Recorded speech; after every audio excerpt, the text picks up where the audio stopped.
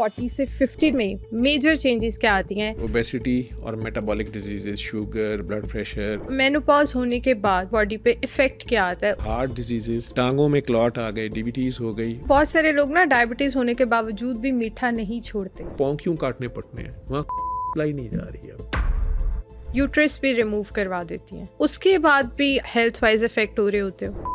Dryness शुरू हो जाएगी, उसको बार बार यूरिन की इन्फेक्शन शुरू हो जाएंगी। हस्बैंड वाइफ के रिलेशन में भी उस तरह की पीक नहीं रहती, तो क्या इससे भी आपकी हेल्थ पे इफेक्ट आता है? देख के जब प्यार ही नहीं आना तो हार्मोन किथों। कैंसर हुए होते हैं लोग, होम्योपैथिक के पास जा रहे होते हैं, जी बड़ी शिफा है। उसको यही नहीं पता औरत की बॉडी में ओवरीज कहाँ पड़ी हुई है। उन्होंने कहना तो पीसीओ है। 40 से 50 साल की उम्र में हम बहुत तेजी से एजिंग की तरफ बढ़ रहे होते हैं, लेकिन हम इस एजिंग को क्या कंट्रोल कर सकते हैं? औरतों और मर्दों की बॉडी में इस टाइम टेन्योर के अंदर क्या चेंजेस आती हैं? औरतों में अर्ली मेनोपॉज क्या है, और क्या औरतों को अर्ली मेनोपॉज में कोई मेडिकेशन लेनी चाहिए? तो ये सब चीजें हम जानेंगे डॉक्टर जावेद से, तो पॉडकास्ट को एंड तक क्लास में देखें।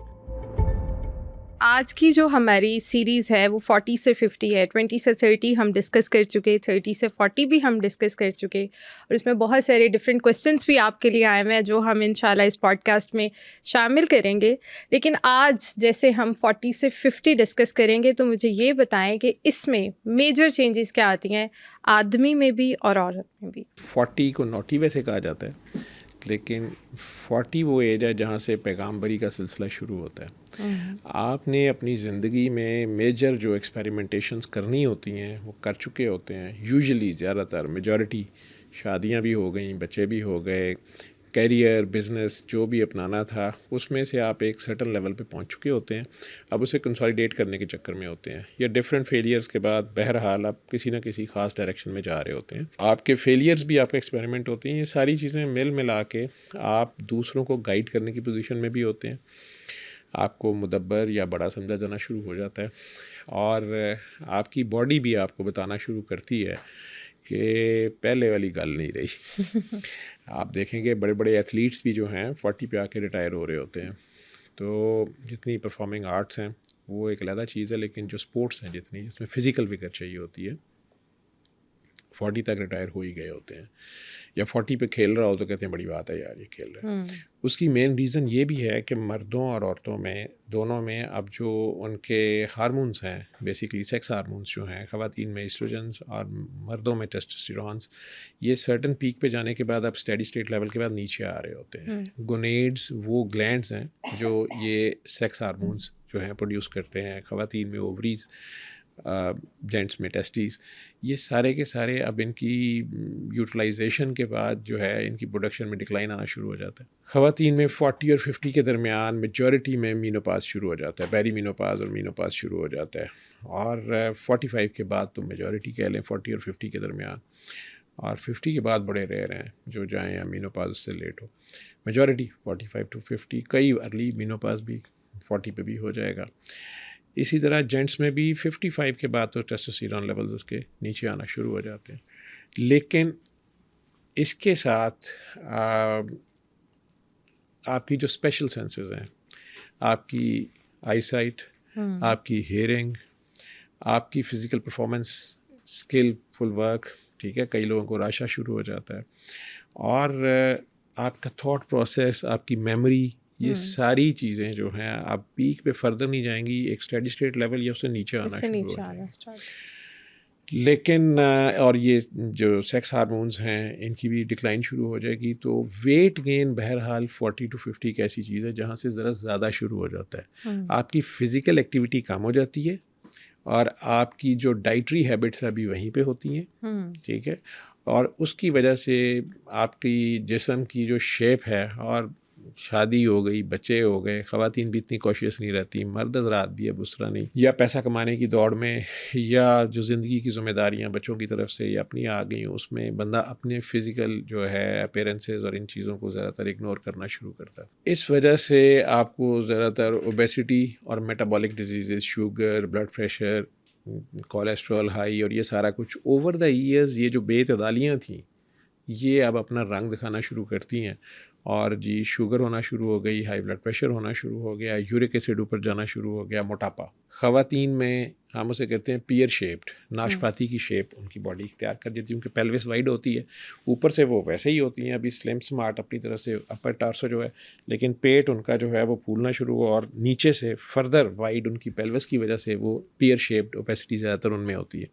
मेल्स की एप्पल शेप्ड ओपेसिटी होती है, पेट साहब आगे को है, ऐसे फूला हुआ है, पेट की तरह पूरा गोंगलू सा है वो। और या डायबिटीज़ हो गई तो लेमन ऑन स्टिक लाइक, टांगे और बाजू पतले पतले सूख जाते हैं और पेट उसका मोटापा सा जैसे सेहत समझी जाती है, जो कि बेसिकली होता नहीं है डायबिटीज़ के साथ। तो जहाँ से मोटापा शुरू होता है, साथ अगर उसकी गर्दन छोटी है या नाक में या गले में उसके एडेनाइड्स या पॉलिप्स या कोई दूसरे मसाइल हैं गर्दन छोटी होने के साथ, तो ये स्लीप एपनिया और ये वाले मसाइल, स्नोरिंग वो करता है, बहुत खराटे लेता है ये वो, उसके साथ भी उसको इम्पोर्टेंस या हाई ब्लड प्रेशर होना शुरू हो जाता है, तो मल्टीपल डिजीज़ आना शुरू हो जाती है।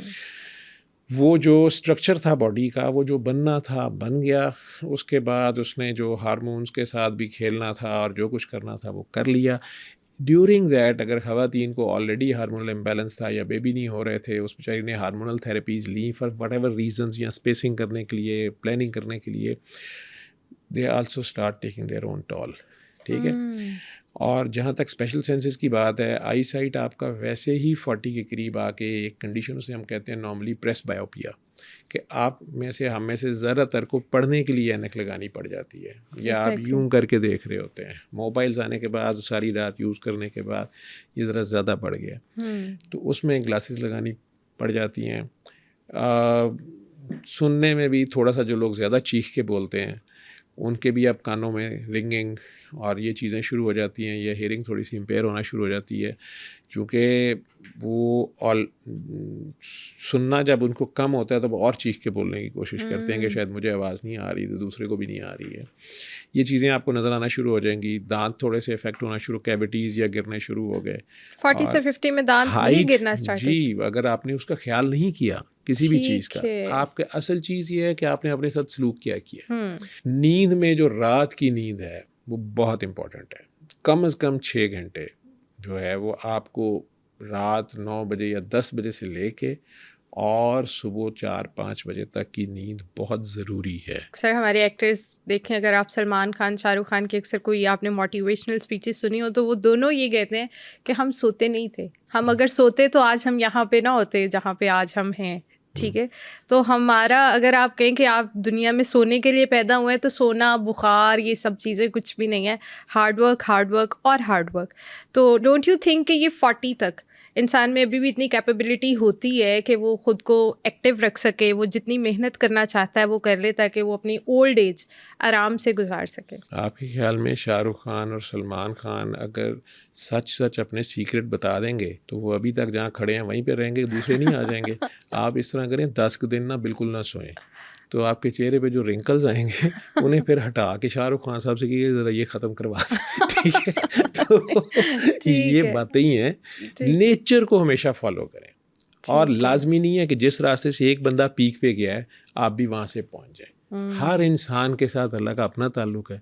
ठीक है, और हर इंसान को अल्लाह ने इतना यूनिक पैदा किया है कि कभी कॉपी कैट ना बने, कभी आप खुद इंडिविजुअल एक एंटिटी है पूरी की पूरी। ठीक है, आपको अल्लाह ने जो खुद वाहदा उला शरीक है उसकी हर वक्त वो एक नई शान में होता है। 8 अरब इंसान है, आप कोई 2 इंसान लें जिनका फिंगरप्रिंट एक हो, ये तो फिजिकल फिंगरप्रिंट है ना, आप उनका डिजिटल फिंगरप्रिंट एक ला दें मुझे, हो ही नहीं सकता। वो नहीं होगा, डिजिटल फिंगरप्रिंट नहीं एक होगा। ठीक है, तो वैरायटी है उसकी, तो वो दूसरे को फॉलो करता रहेगा। ठीक है, तो उसमें इतने वेरिएबल्स हैं वो कभी भी फिर उस तक नहीं पहुंच सकेगा। ओवरऑल जो मेजॉरिटी का लॉ है उसमें आपका नींद अच्छी, आपकी एक्सरसाइज, आपकी डाइट अच्छी, बैलेंस्ड डाइट। ठीक है, गरीब बंदा भी बैलेंस डाइट कर सकता है, या आपको मैं बता दूं, मज़दूर इतनी फिजिकल एक्सरसाइज करता है, वो बेचारा कितने गोश्त खाता है या कितना करता है, लेकिन उसके बावजूद वो काम करता है ना, और सॉलिड बॉडी होती है उसकी। आप गरीबों में मोटापा बड़ा कम देखेंगे, ऐसे तो यूरिक एसिड भी बड़ा कम है उनमें ब्लड प्रेशर भी कम है, उनमें शुगर भी कम है। ठीक है, अमीरों में ये सारा कुछ है, 10-10 साल के बच्चों ने यूरिक एसिड की गोलियाँ पर जेब में डाली होती हैं, दूसरे को नींद की गोलियाँ डाली होती हैं। मैं चूँकि अच्छा, स्लीप नींद क्लास की को डील करता गोलियों हूँ। का भी इनटेक बहुत ज़्यादा हो गया, क्योंकि बहुत सारे लोग जो है इस एज में स्पेशली, या तो उन्हें शायद बच्चों की टेंशन होती है, उनके करियर की टेंशनें होती हैं, लेकिन बहुत सारे लोग जो है ना वो नींद की गोली खाए बगैर सो नहीं पाते। 40 साल की एज पे आके, 40 और 50 के दरमियान आके अगर उसको अभी तक खुद से सोना और जागना ही नहीं आया, तो वो फिर एक फेलियर तो है ना। और वो क्यों हुआ है? उसने मनमानियाँ की हैं, उसने कंपनी से हायर अप से रब्ता नहीं रखा, ठीक है। अगर उसका ताल्लुक़ अपनी नेचर से और अपनी मदर नेचर से, अपने लॉर्ड से रहता, ट्रस्ट उसका अपनी एफ़र्ट के बावजूद जो फाइनल रिज़ल्ट्स हैं उन पे वो उसके सामने हम्बल रहता, तो वो डेफिनेटली उसको नींद भी आएगी। वो जितनी मर्ज़ी टेंशन में है, ठीक है। कहने वाले तो कहते हैं कि नींद सूली पे भी आ जाती है, ठीक है। जेलों में, जेल तो वर्स्ट कंडीशन है ना, जहाँ आपकी मर्ज़ी भी नहीं चल रही है, ठीक है। ना आपको खाना अपनी मर्ज़ी का, ना आराम अपनी मर्ज़ी का, ना बिस्तर आपकी मर्ज़ी का, ये सारा। उसके बावजूद टार्चर देने का बेस्ट तरीका जो है वो ये है कि कैदी को जगाया जाता है, उसे सोने नहीं दिया जाता, तो उसको नींद आती है तो उस बेचारे को जगाया जाता है, ठीक है। अब उसका तो वहाँ कोई वाली वारिस नहीं है, उसके बावजूद वो जेन्युइन है या ज़बरदस्ती कैदी है, वो वटेवर जो भी है, लेकिन उसको टॉर्चर देने के लिए उसको जगाया जाता है, ठीक है। तो उसको नींद आती है तो उसको जगाया जा रहा है ना, ठीक। और उसका वहाँ पे फिर कौन होता है उस वक़्त? उसका सिर्फ रब होता है। वो जब रब से जुड़ता है तो नींद उसको आती ही आती है। आप बहुत अपने घर की ज़िम्मेदारी लेते हो, जब आप सोने लगते हैं तो आप रब के सुपुर्द करके ही सोते हैं, आपको तो पता नहीं होता सुबह उठना है कि नहीं उठना, ठीक है। तो अगर आप इतना सा भी उस पर ट्रस्ट करें तो फिर आपको नींद आ जाती है, आपका ध्यान उसकी तरफ जाता है। जो ही आप उस पर एतबार करते हैं, उसको मानना असल में उस पर एतबार करना है, तो उस पर आप एतबार करते हैं तो फिर आराम से सुकून तारी हो जाता है। आपने मेनोपॉज की बात की, तो इसके बारे में थोड़ा सा बताइएगा कि ये किस एज में प्रॉपर स्टार्ट होता है, और पेरी मेनोपॉज और मेनोपॉज में क्या डिफ्रेंसिएशन है? पेरी मेनोपॉज का वर्ड जहाँ भी आएगा, पेरी का वर्ड जहाँ भी आएगा, पेरी फ्री, ठीक है, एक सेंट्रल पॉइंट है, ये मेन चीज़ है, और उसके इर्द गिर्द का अभी ग्रे जोन जो है उसको कह लें। तो ख़वातीन में जो उसके सेक्स हार्मोन्स होते हैं, ईस्ट्रोजन मेनली, जो उसका मंथली साइकिल चल रहा होता है, मेंस्ट्रुअल साइकिल उसका मंथली चलता है, अल्लाह ने औरत में ये रखा होता है, वो 40s में आके, यूजुअली 40s में आके या लेट 40s में आके, जिस तरह एज ऑफ मिनार्की उसको बोलते हैं, जब मेंसेस शुरू होते हैं, तो वो कुछ बच्चियों में 9 साल की एज में शुरू हो जाते हैं, कुछ में 13, 14, 15 साल की एज में जाके मिले। उसमें भी डाइट और हेल्दी लिविंग और ये चीज़ें काउंट करती हैं। फिर मुख्तलिफ रेसेस में डिफरेंट है, ये भी डिफरेंट है। फिर एनवायरमेंटल फैक्टर्स भी हैं, मुख्तलिफ कंट्रीज़ में इसकी डिफरेंट है age of menarche. Similarly age of जो मेनोपाज है वो भी थोड़ी वेरी कर जाती है। कुछ ख़वातीन में उसे अर्ली मेनोपाज कह देंगे, इवन 40 पे, या 40 और 45 के दरमियान में मेनोपाज हो जाता है। कुछ में 45 और 50 के दरमियान जाके होता है कि उनके मेंसेस आने बिल्कुल बंद हो जाते हैं, लेकिन ये सडन बंद नहीं होते, कि कोई रीज़न हो सकती है, डिफरेंट रीज़न्स होती हैं, लेकिन ये हो जाता है कि वो शुरू में थोड़े इरेगुलर हो गए, कम हो गए। हार्ट फ्लैशेस का लफ्ज़ बहुत ज़्यादा बोला जाता है कि एकदम से जैसे में गर्मी निकलना शुरू हो गई, एकदम से लगा कि जैसे मुझे कोई एलर्जी हो गई है, जिसमें खारिश हो रही है, या एकदम चेहरा रेड हो गया है, लगता है बुखार चढ़ गया है नहीं है, हार्ट बीटिंग एकदम तेज़ हो गई, कभी एकदम से ब्लड प्रेशर शूट कर गया, गुस्सा आ गया, मूड स्विंग्स आ रहे हैं। ये मेनोपाज होने से पहले कुछ ख़वातीन में 6 महीने, कुछ में साल, कुछ में 2 साल भी ये पीरियड सिम्टम्स रहते हैं। तो आहिस्ता आहिस्ता वो जो ईस्ट्रोजन और प्रोजेस्टेरॉन का इम्बैलेंस क्रिएट हो रहा होता है, वो बैलेंस में रहती नहीं है, ठीक है। उसकी वजह से ये खराबी, ये से खराबी तो नहीं है, this is not a disease, ये नेचुरल प्रोसेस है, या यूँ भी कह लें कि मशीनरी रुकते भी थोड़ा टाइम ले लेती है। वो वाले ऑर्गन्स जो हैं वो आहिस्ता आहिस्ता उनका वो काम ख़त्म हो रहा होता है, और बाकी ऑर्गन्स जो हैं वो कुछ ना कुछ, जिनको आदत पड़ी होती है, वो कई बार फौरी वो रिस्पॉन्स उसका नहीं देते, ठीक है, उस डेफिशिएंसी को कंपनसेट नहीं कर रहे होते, या डिफरेंट उसके बॉडी के अपने जो रिएक्शंस आ रहे होते हैं, या इंसान को समझ आते भी थोड़ी देर लगती है। फिर इसमें उसके एक्सटर्नल एनवायरनमेंट और उसका इंटरनल एनवायरनमेंट, उसकी अपना सोच प्रोसेस और बाहर से ज़माना उसके साथ क्या सलूक कर रहा है, उसके घर वाले या उसका खामन या उसका पार्टनर या उसके बच्चे, उनकी क्या ज़िम्मेदारियाँ हैं और क्या नहीं है, ये चीज़ें भी रोल प्ले करती हैं। स्ट्रेस इसमें बड़ा रोल प्ले करती है। फिर उसकी डाइट दोबारा आ गई और फिर उसका आराम आ गया और सोच, ये 4 चीज़ें बहुत काउंट करेंगी। तो जिनकी ये चारों हेल्दी होंगी वो उनमें ये प्रोसेस भी लेट होगा, ठीक है, वो पुरस्कून भी नज़र आएंगे, चेहरे भी फ्रेश होंगे, ठीक है।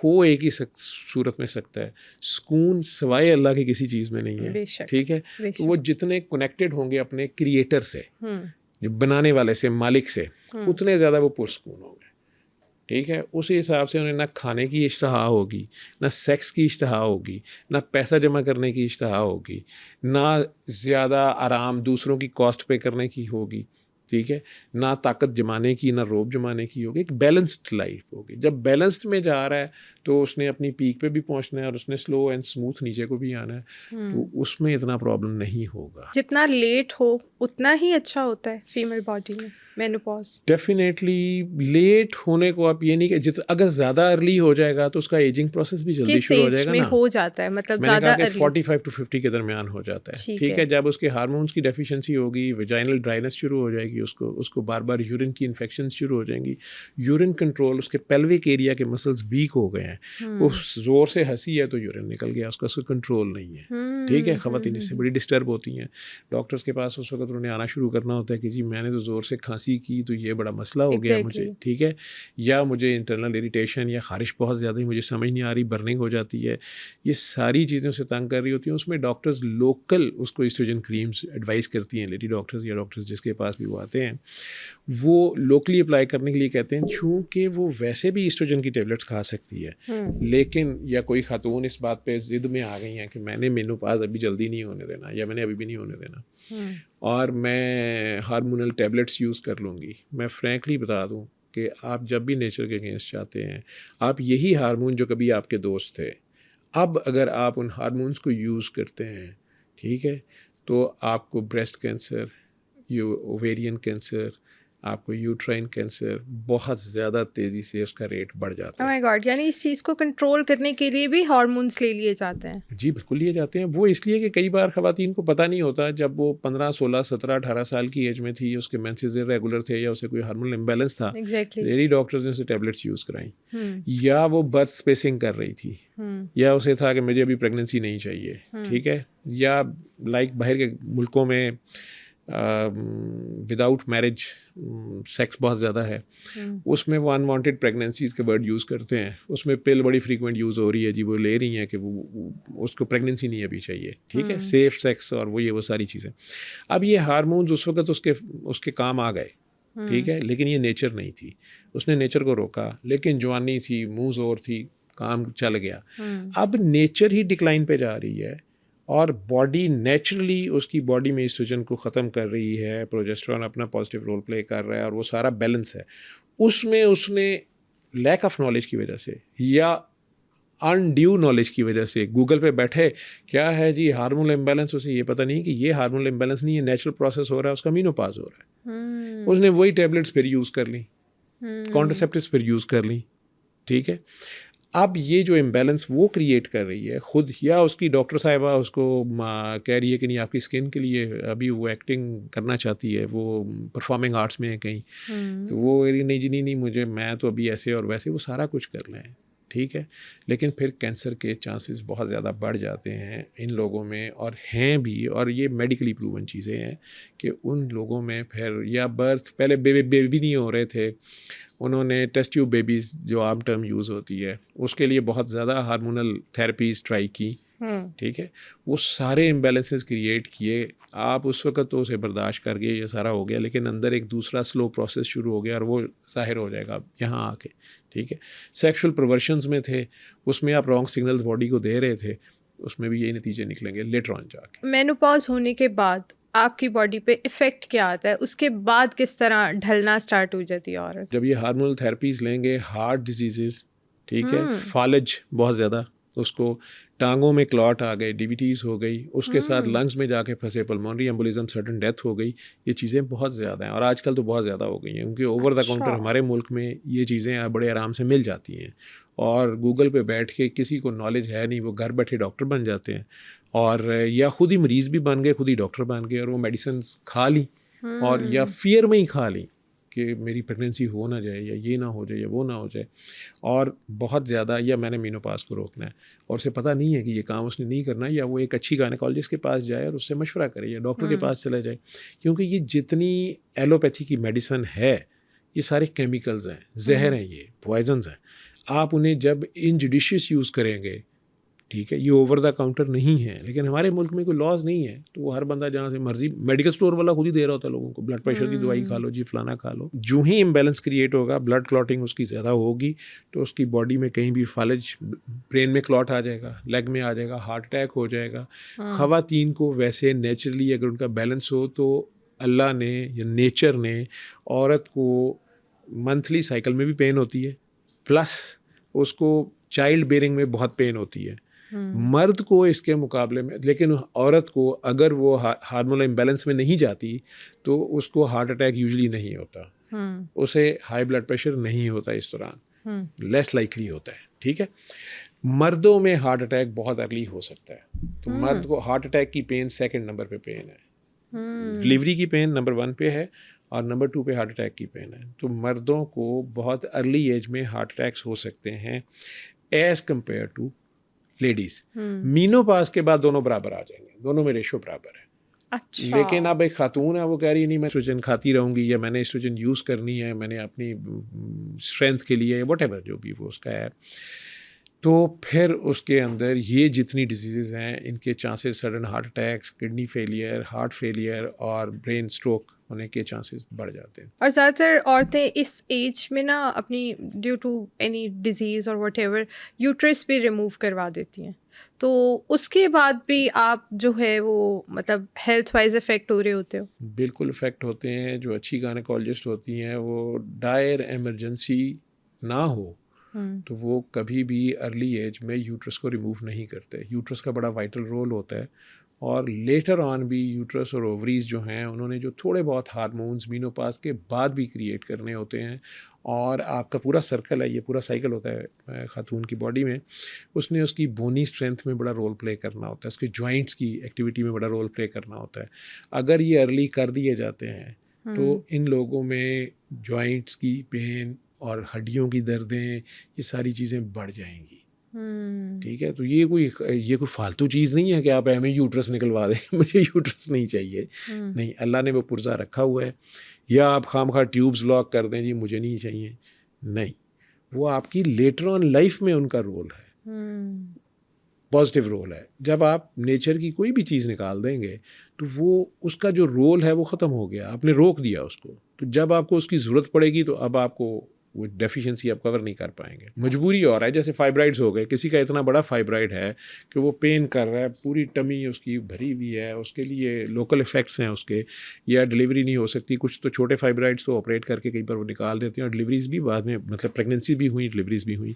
40 और 50 में आके फिर ये होता है कि अगर मल्टीपल फाइब्राइड्स हैं और बहुत बड़े बड़े हैं, या डर उसकी पेन बहुत ज़्यादा है उसको, या हार्मोनल इम्बैलेंसेस की वजह से उसकी ब्लीडिंग बहुत ज़्यादा है, या कैंसरस चांसेस हैं कि उसमें कैंसर ट्रांसफॉर्मेशन ना हो जाए, तो फिर कई बार वो कहते हैं कि आपकी फैमिली भी कंप्लीट है और आपको लोकली ये अब ट्रीटेबल नहीं है, दवाई से नहीं हो सकता, इसको ऑपरेट कर देते हैं, निकाल देते हैं। इसमें भी person to person, doctor to doctor depend करेगा और पेशेंट टू पेशेंट डिपेंड करेगा। डॉक्टर साहब कई बार लालच भी कर जाते हैं, कई बार पेशेंट साहब भी जो हैं वो इम्पेशेंट हो जाते हैं और ऑपरेट करा लेते हैं, बाद में फिर लेटर ऑन जो कॉन्सिक्वेंसेस होते हैं वो फिर सफ़र करने पड़ते हैं। तो इसमें जो कॉन्सिक्वेंसेस है वो हड्डियों की पेन है, ऑस्टियोआर्थराइटिस उसका जल्दी शुरू हो जाएगा, ठीक है, जोड़ जो उसके हैं, स्पेशली नी जॉइंट्स हैं, हिप जॉइंट्स हैं, हड्डियाँ कमज़ोर हो जाएंगी, ठीक है।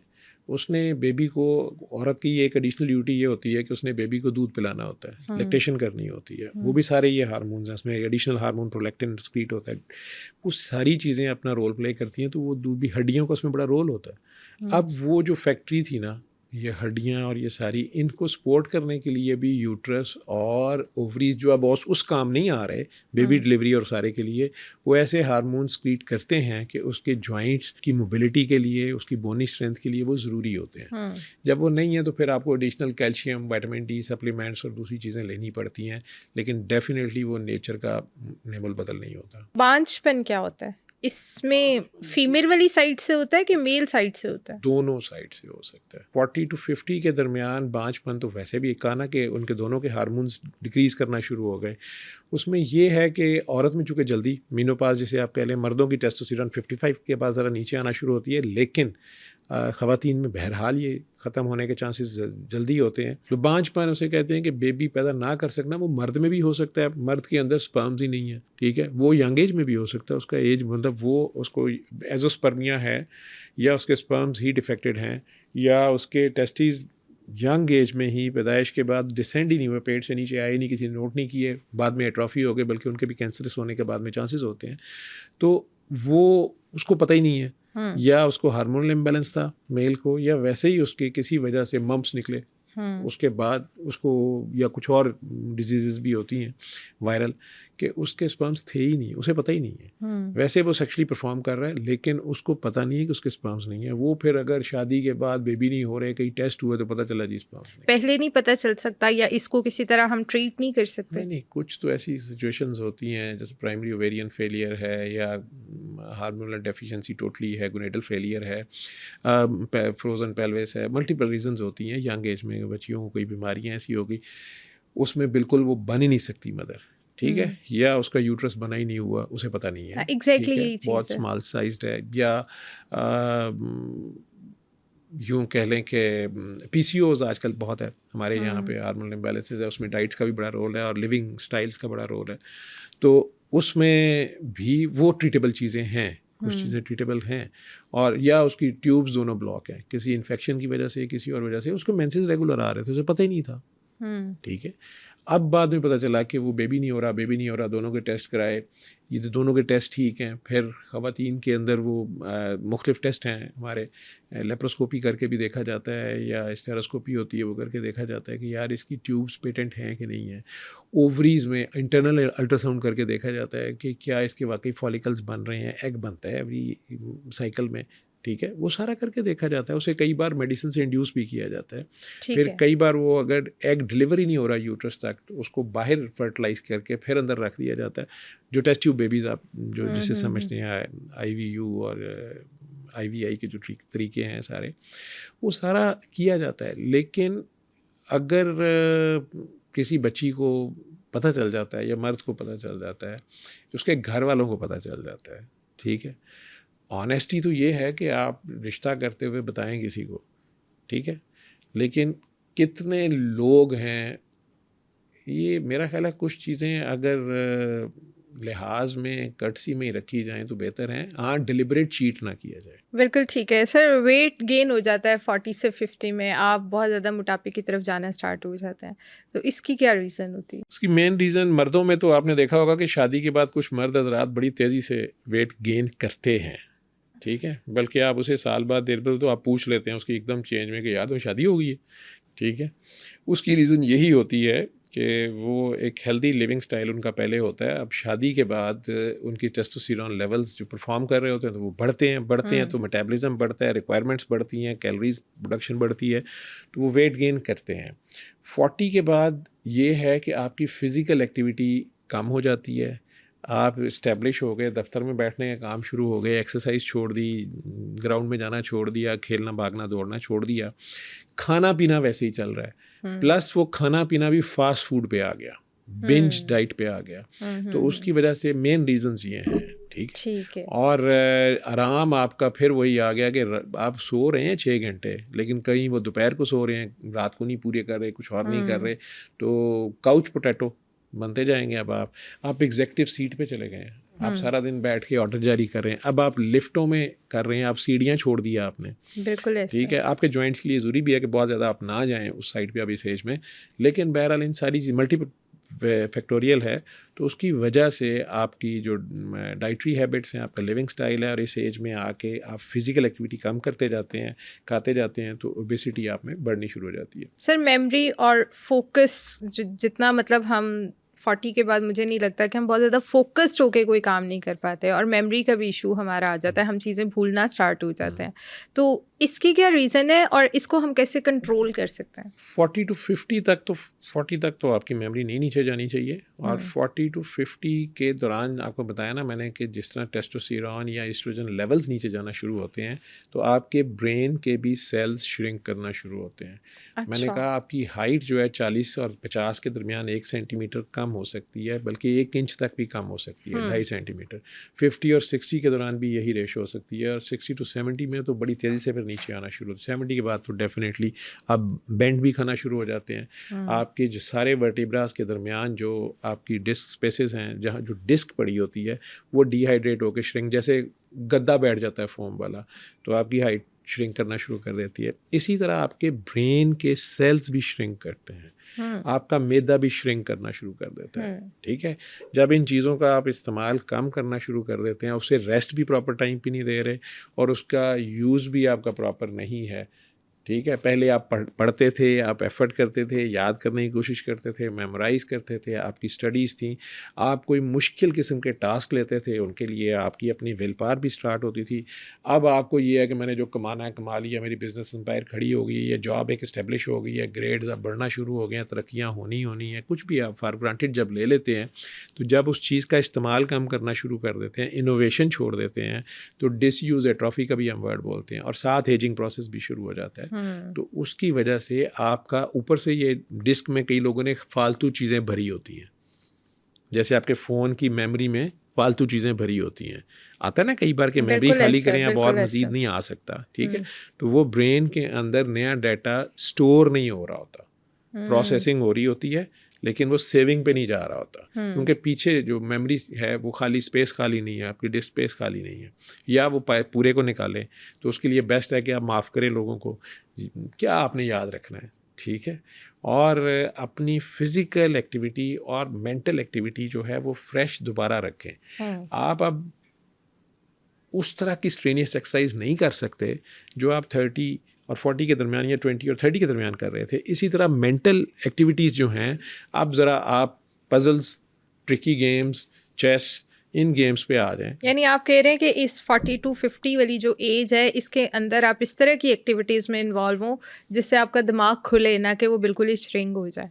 आप गेम्स इस तरह की कर लें, आप पजल्स कर लें। उसके लिए बेस्ट मैं वैसे एक आइडिया लोगों को दे दूं कि 40 और 50 के दरमियान आप उस जगह आ जाते हैं जहां आपने बहुत से तजर्बे सारे कर लिए होते हैं, नया तजर्बा आप करना भी नहीं चाहते। उस सारे तजर्बों के बाद उनकी जो कमाई है वो आप खाने या आउटकम जो है उसके चक्कर में होते हैं, और उसके साथ आप इस्टेब्लिश हो रहे होते हैं, और अपने बच्चों के लिए, अपने लव्ड वंस के लिए कुछ ना कुछ आप इकट्ठा कर रहे होते हैं, उनके फ्यूचर प्लान्स के लिए, उनकी शादियाँ करनी है, हायर एजुकेशन है, वो तो सारा कर रहे होते हैं। तो अपने बच्चों के लिए अगर आप ये कर रहे हैं और उसमें आपको अल्लाह ने अगर इतना दिया है कि आप एक नॉन रिलेटेड पर्सन या जो आपके इमीडिएट रिलेटिव्स नहीं हैं लेकिन रिलेटिव्स हैं, उनमें से किसी की केयर कर सकते हैं, उसको अपने तजर्बे के साथ, अपने पैसे के साथ, अपने टाइम के साथ इस्टेब्लिश होने में मदद दे सकते हैं, उसके साथ शेयरिंग कर सकते हैं, उसको भी इस्टेब्लिश करने में। ठीक है, तो ये आपकी अपनी सेहत में बड़ा पॉजिटिव रोल प्ले करे। वेरी नाइस, माशाल्लाह, वेरी नाइस। जो लोग जितनी ज़्यादा चैरिटी करते हैं ना, उनके चेहरों पे रिंकल उतने कम होते हैं, ये याद रखिएगा, उनके चेहरे फ्रेश होते हैं। 40 से 50 जो एज है, इसके अंदर हस्बैंड वाइफ के रिलेशन में भी उस तरह की पीक नहीं रहती, तो क्या इससे भी आपकी हेल्थ पे इफ़ेक्ट आता है? इंटीमेसी ऑब्वियसली काफ़ी कम हो जाती है, तो इससे भी आपकी हेल्थ पे इफ़ेक्ट आता है? जो हस्बैंड वाइफ रिलेशनशिप है ना, वो सिर्फ 5 मिनट के सेक्स का नाम नहीं है। ठीक है, जब आप बच्चे थे या आपने फैमिली रेज करनी थी, आप वैसे जानवरों को, नेचर को देखा करें, नेचर में भी जो जानवर भी हैं या पौधे भी हैं, उनका जो भी रिप्रोडक्शन का मेथड है, या मैमल्स में अगर आ जाएं, तो जो रिप्रोडक्शन का मेथड है उसमें वो दोनों एक दूसरे के करीब जो सेक्सुअल एक्ट में आते हैं ना, वो सिर्फ एक ख़ास टाइम पे आते हैं जब उन्होंने अगली नस्ल पैदा करनी होती है। उन्होंने इसको लेयर के तौर पे नहीं रखा होता। ठीक है, हज़रत इंसान बहरहाल इसको लेयर में पहले रखता है और अगली नस्ल के चक्करों में तो रोकने के चक्कर में उसने बनाया ना कि बेबी तो ना हो, बेबी हम फिलिपाइन से ले आएंगे, बेबी हम वहाँ से अडॉप्ट कर लेंगे, फलां का ले लेंगे, बाकी काम हम करें। तो 20-30 साल की, 35-40 साल की एज तक भी ये चौंसले ठीक हैं। अगर वो हस्बैंड वाइफ हैं, वो 2 पार्टनर हैं, वो 2 इंसान हैं, वो 2 दोस्त हैं, अल्लाह कह रहा है मैंने इन्हें एक दूसरे का बॉयफ्रेंड गर्लफ्रेंड बनाया, अल्लाह खुद ये कह रहा है। ठीक है, मैंने इनका दोस्त हैं दोनों। अब ये अगर 2 अच्छे दोस्त हैं तो यही काम तो नहीं रह गया। ठीक है, असल चीज़ है यहाँ से। तो उनके दिल अगर मिल गए हैं और वो दोनों एक रेसिप्रोकेट कर रहे हैं एक दूसरे को, यूनिसन में मूव करते हैं, तो ऑटोमेटिकली आपका इंटरनल एनवायरनमेंट जो है उसमें सुकून आता है। जब सुकून आता है तो आप जागती हालत में भी जो है वो ऐसे ही होते हैं जैसे सोए हुए हैं। सोते हुए आपकी बॉडी बेस्ट रिपेयर करती है, रीजनरेट करती है। ठीक है, तो अगर आप जागते में भी ऐसी हालत में हैं sukoon.com पे, तो आप हेल्दी स्टेट में रहेंगे ना, वियर एंड टीयर कम होगी। जब आपने दुश्मनियाँ कम पाली हैं, आपको खौफ कम है, आपको खो देने का खौफ नहीं है, आपको गुम जाने का खौफ नहीं है, आपको कम होने का खौफ नहीं है। ठीक है, आपको फेलियर्स के खौफ नहीं है। ठीक, तो आप एक पीसफुल एनवायरनमेंट में, इस्लाम के पीस, सलामती में है। जब आप सलामती में, आप घर में अपने, आप घर की तरफ क्यों भागते हैं सारे दिन के बाद? परिंदे भी जाते हैं, सारे ही जाते हैं ना। घर वो जगह है जहाँ जाके आप बग़ैर नॉक किए घुसते हैं और एक ऐसा कोना होता है जहाँ जाके आप आराम करते हैं। ठीक, वहाँ आराम करते हैं तो आपकी बॉडी सारे दिन की वेयर एंड टीयर के बाद उसको हील करती है, जो मैं कह रहा हूँ हेल्दी लिविंग। ठीक, उसमें साथ जो बंदा सोया हुआ है, अगर उससे भी आपको खौफ है या उसको आप पे ट्रस्ट नहीं है, ठीक है, या दोनों आपस में मेंटल लेवल पे एक दूसरे के साथ जंग में है, ठीक है, तो सुकून नहीं आएगा ना। सुकून नहीं आएगा तो ब्लड प्रेशर हाई होंगे। ठीक है, खाना सही नहीं मिलेगा, खाना खाएगा नहीं, या बाहर से खाएगा या उससे छुप के खाएगा या वो उससे छुपा के खाएगी, तो भी वही मेटाबॉलिक डिजीज़ भी साथ आना शुरू हो गई। और एक दूसरे को देख के जब प्यार ही नहीं आना तो हार्मोन कितों, हार्मोन है कि भी हो के भी गायब हो जाएंगे। तो वो सारे के सारा इम्पैक्ट फेस पे भी आएगा, बॉडी पे भी आएगा। ठीक है, और हाई ब्लड प्रेशर और डायबिटीज़ बहुत कॉमन है इस एज में। मुझे लगता है हर 10 में से 9 लोग तो इन दोनों में से किसी एक बीमारी से गुजर ही रहे होते हैं। तो इसको किस तरह कंट्रोल किया जाए ताकि डायबिटीज़ से तो बहुत ज़्यादा हमारे और इंटरनल सिस्टम बहुत ज़्यादा ख़राब हो जाते हैं, तो इसको कैसे कंट्रोल कर सकते हैं वो? अगेन फिर वही कि आपकी खुराक, आपकी डाइट, स्पेशली जो टाइप 2 डायबिटीज़ है इस एज में ज़्यादा बढ़ती है, और उसमें वेट गेन जो है वो अनहेल्दी वेट गेन, जिसे ओबेसिटी हम कहते हैं, वो है कि आपने खाया ज़्यादा, कंज्यूम कम किया, वो स्टोर हो गया फैट्स की सूरत में, इंसुलिन के लिए काम करना मुश्किल हो गया। इंसुलिन बॉडी में बन ज़्यादा रही है क्योंकि आप खा पी रहे हैं, लेकिन यूज़ कम हो रही है किसी वजह से, तो आपके बॉडी में मोटापा आना शुरू होगा, फैट्स बननी शुरू हो जाएंगी। ठीक है, अब जब ये चीज़ें बननी शुरू हो जाएंगी तो खून की नालियाँ जो हैं वो भी इफेक्ट होना शुरू हो जाएंगी, थिक होना शुरू हो जाएंगी, और उससे प्रेशर्स हार्ट के ऊपर लोड बढ़ना शुरू हो जाएगा। ठीक है, हार्ट एक वो पंप है जिसने फॉर एग्जांपल उसने 60 kg के बंदे को सपोर्ट करना था, उस हिसाब से उसके बॉडी का हार्ट है, उस बंदे की जो हाइट है, जो उसका स्ट्रेचर है, उस हिसाब से एक खातून की अगर 60 kg वेट होना चाहिए था, वो 90 पे चले गई है। ठीक है, तो ये ऐसे ही है जैसे सुजुकी के ऊपर आपने प्रेडो का लोड डाल दिया या ट्रक का सामान लाद दिया, तो सुजुकी चल तो लेगी लेकिन कुछ अरसे के बाद उसकी परफॉर्मेंस इफेक्ट करेगी, उसकी हर चीज़ जवाब देगी। तो एक तो आपका खाना पीना जो है वो आपकी ज़रूरत के मुताबिक, ज़िंदा रहने के लिए खाएं सही, लेकिन आप खाने के लिए ज़िंदा ना हो। लेकिन सर बहुत सारे लोग ना डायबिटीज़ होने के बावजूद भी मीठा नहीं छोड़ते, तो उनके लिए आप क्या मैसेज देते हैं? मीठे में फल खा लें वो ठीक है, लेकिन आर्टिफिशियल शुगर्स छोड़ दें, शुगरी डाइट्स छोड़ दें, या फिर वो एक्सरसाइज बहुत ज़्यादा करें। वो एक्सरसाइज बहुत ज़्यादा करें, स्ट्रेस ना लें, टेंशन ना लें, ये 2 चीज़ें बढ़ा देंगी उस सारे को, वो मीठा इस काम नहीं आएगा।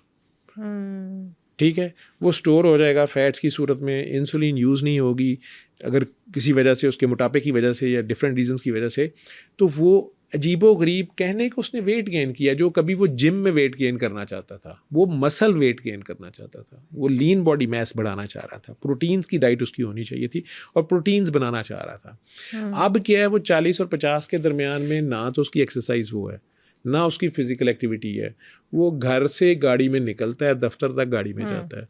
10 साल पहले वो पैदल जाता था, कम से कम बस स्टॉप तक जाता था, ठीक है। बस में भी कई बार खड़ा होके ही जाता था, कभी बैठने की जगह मिलती थी, कभी नहीं मिलती थी। अब वो गाड़ी में बड़ा बैठ के जा रहा है, ड्राइव भी खुद नहीं कर रहा, ठीक है, ड्राइवर रख लिया है। और वहाँ भी दफ्तर में उतरे, लिफ्ट से वो कुर्सी तक पहुँचे, सारा दिन कुर्सी पे बैठे रहे।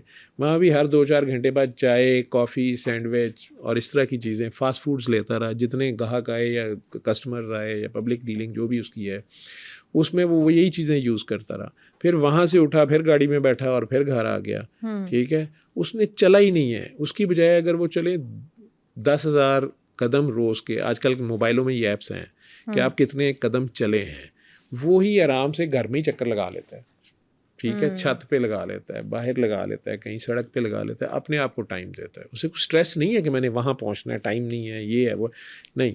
तो वो चीज़ फिर भी कंज्यूम हो जाएगी जो उसने वो मीठे शीठे खाए हैं, लेकिन वो खाई भी जा रहा है नान और बेकरियाँ। लेकिन सर हमारे बुजुर्गों को टेंशन लेने की भी तो बड़ी आदत है ना। ज़रा सा बच्चे को कुछ हुआ, ज़रा सा पोते को कुछ हुआ, उन्होंने बहुत ज़्यादा अपने ऊपर हावी कर लिया। अब उनको जब हम बच्चे समझाते भी हैं कि भाई आपको शुगर है, खुदारा ऐसे मत करें, अपने साथ जुल्म ना करें, लेकिन वो इस चीज़ को सीरियस नहीं लेते, तो उनको आप क्या पैगाम देंगे? टेंशन क्यों लेता है बंदा? जब उसका अल्लाह पे तवक्कुल नहीं होता। अल्लाह से दूरी का नाम टेंशन है, अल्लाह को ना मानने का नाम टेंशन है, अल्लाह पे तवक्कुल की कमी का नाम टेंशन है, ठीक है। अपनी मैं और कर सकने की ताकत और अपनी मर्ज़ी के रिज़ल्ट्स लेने की शदीद अर्ज, अनड्यू अर्ज का नाम टेंशन है, ठीक है। प्यार होना किसी से, उसकी पेन को फ़ील करना, उसको कोई नुकसान ना हो जाए, बच्चे को चोट ना लग जाए, ये सारी नेचुरल प्रोसेसेस हैं।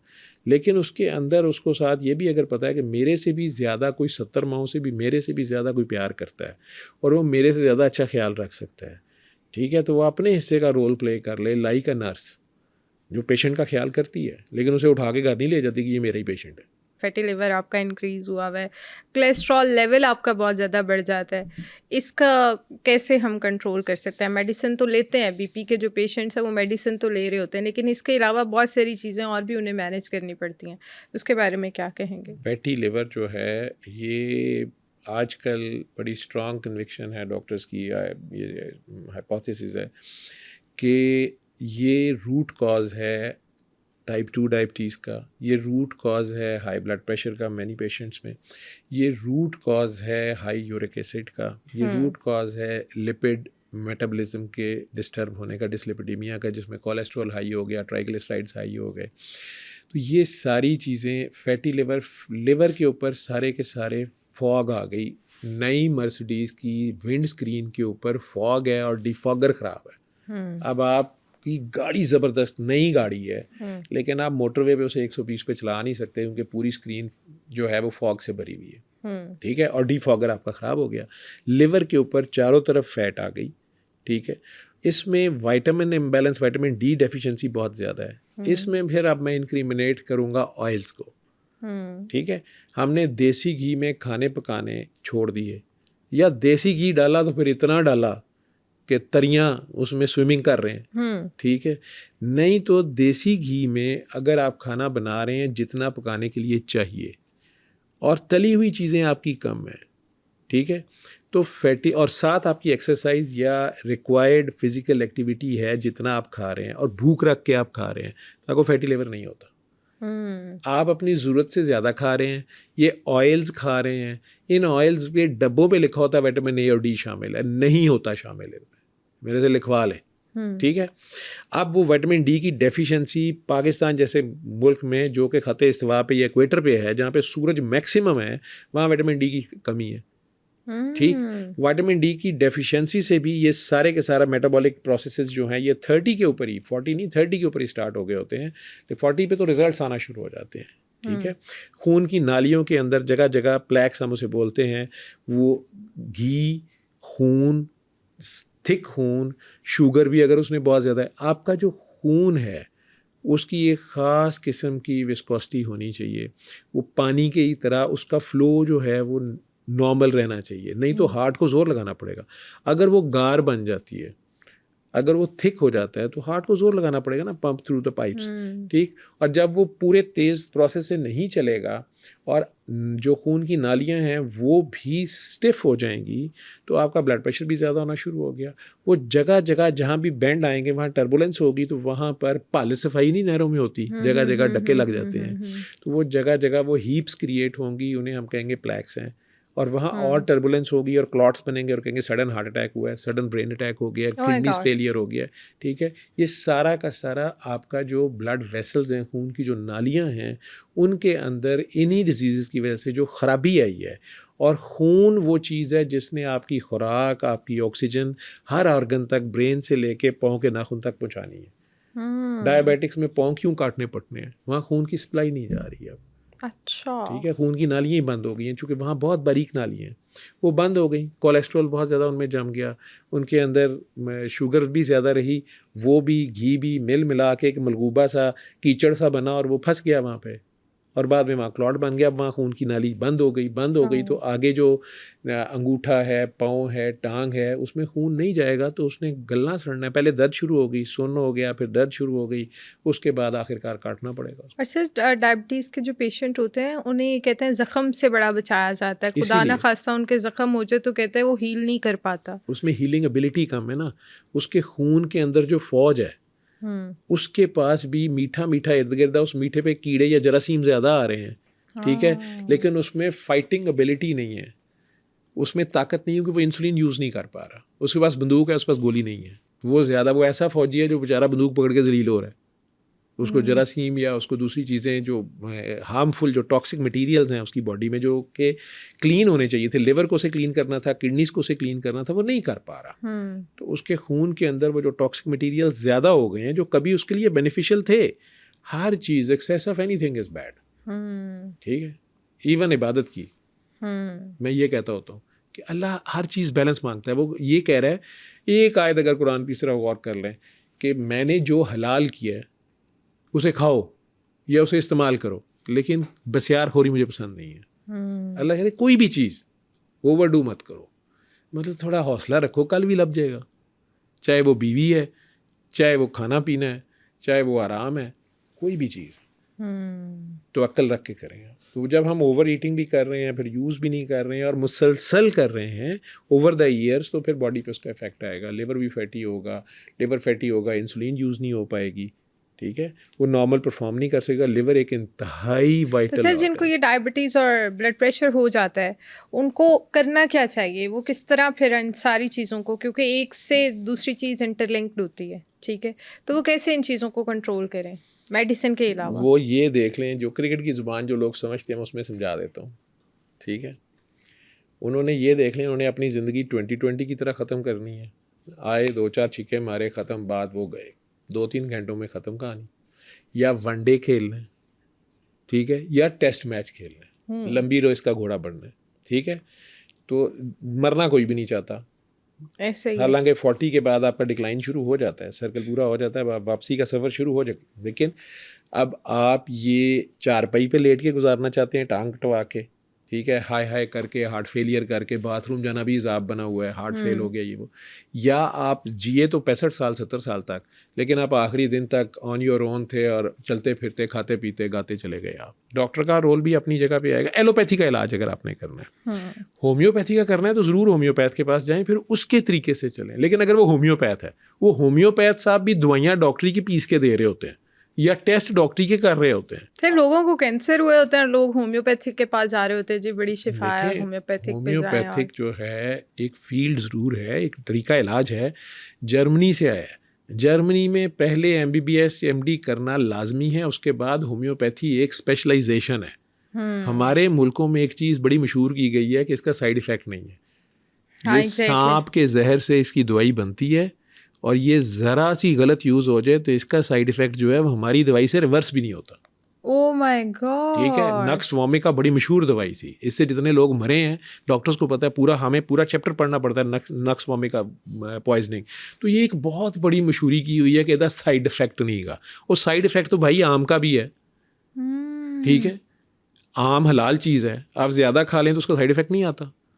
आप यहाँ तक अपने आप को खरबूजे से या गर्मे से भर लें, ठीक है, तिक्के कबाब ज़्यादा खा लें, साइड इफेक्ट आता है कि नहीं आता?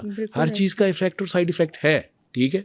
लेकिन होम्योपैथी का भी है। तो अगर हमारे मुल्क में जिसकी 10वीं पास नहीं हुए कितनी किताब पकड़ता है, कहता है घर बैठे होम्योपैथ बने, वो बैठ जाता है। आपने टेस्ट किए एलोपैथी के और इलाज कराने चले गए होम्योपैथ के, ठीक है, और फतवा लिया मौलवी साहब से आखिर दिन कि हम ठीक है कि नहीं ठीक है, हमने इलाज किया कि नहीं किया। आपने होम्योपैथी करनी है, आप होम्योपैथी के तरीके से होम्योपैथी करें। आपने हिकमत करनी है, हिकमत एक बहुत बड़ी साइंस है। जब तक एलोपैथी नहीं थी लोग हिकमत ही करते थे ना, बादशाहों के भी हकीम होते थे। तो हकीम अपने तरीके से नब्ज से, नब्बाज बड़े बड़े अच्छे हकीम होते हैं, वो आप उन्हें कुछ भी ना बताएं, वो आपकी नब्ज पे हाथ रखते हैं, वो आपको कहते तुम्हें ये होता है और आपको होता है। होना चाहिए ना, उसके पास इल्म होना चाहिए, वो उस हिसाब से आपका इलाज करेगा। होम्योपैथी एक साइंस कह लें है, एक इल्म है। और बाहर यूरोप अमेरिका में 6-6 महीने की अपॉइंटमेंट नहीं मिलती, इसमें यूरोप में पर्टिकुलरली, इंग्लैंड में भी। लेकिन उसके लिए उसको पहले वो एलोपैथी भी पढ़ता है, या कम से कम ह्यूमन बॉडी पूरी को पढ़ता है ना, एनाटमी पढ़ता है, उसकी फंक्शनिंग फिजियोलॉजी पढ़ता है क्या है, फिर आगे से तरीका इलाज में डिफरेंस है उसका। ठीक है, ये नहीं है कि उसको यही नहीं पता कि औरत की बॉडी में ओवरीज कहाँ पड़ी हुई हैं, वो एक किताब खोल के बैठा है, ठीक है, तो उन्होंने कहना तो PCO है, उसको PCO का पूछ लेंगे ना कि क्या क्या 3 चीज़ें होती हैं, उसको वो नहीं पता होंगी। ठीक, एलोपैथी में वो नहीं, एलोपैथी में कोई और चीज़ है वो। और उसके हिसाब से होम्योपैथी में उसका इलाज भी कुछ और होगा। ठीक, और मैंने पहले बता दिया कि होम्योपैथी की आलमोस्ट सारी दवाई सांप के जहर से बनती है। अब वो जहर जो है वो छोटी छोटी गोलियों पे लगा के, उनका थॉट प्रोसेस ही ये है कि इसको जितनी डाइल्यूशन बढ़ाई जाएंगे इसकी एफिकेसी बढ़ जाएगी। होम्योपैथी में ये है, और एलोपैथी कह रही है कि हम किसी भी चीज़ को जितना डाइल्यूट करते जाते हैं उसकी एफिकेसी कम हो जाती है। दोनों थॉट प्रोसेस में डिफरेंस है, वो ज़रा रूहानियत के करीब है। लास्ट क्वेश्चन है सर कि जब मर्दों के बारे में कहा जाता है कि ये 40 में आते हैं तो एक दफ़ा दोबारा से जवान हो जाते हैं, तो क्या इस बात में रियलिटी है कि ये भी 40-50 में बस बुढ़ापे वाली साइड पे ही आ रहे होते हैं? ये पहले बताएं कि ये औरतें कहती हैं कि मर्द कहते हैं? दोनों कहते हैं। दोनों शमा जब बुझने लगती है ना तो लौ एक बार भड़कती है। अच्छा, यानी वो बस उनका क्लासिंग टाइम है। फिर दोबारा से वो शो करती है ना 40 नॉटी, ठीक है। और लेकिन जो यूं कह ले वो शार्प ज़्यादा हो जाता है, चलाक ज़्यादा हो जाता है कि गो हाथ में जुम्बश नहीं, आँखों में तो दम है, अभी रहने दो सागर व मीना मेरे आगे।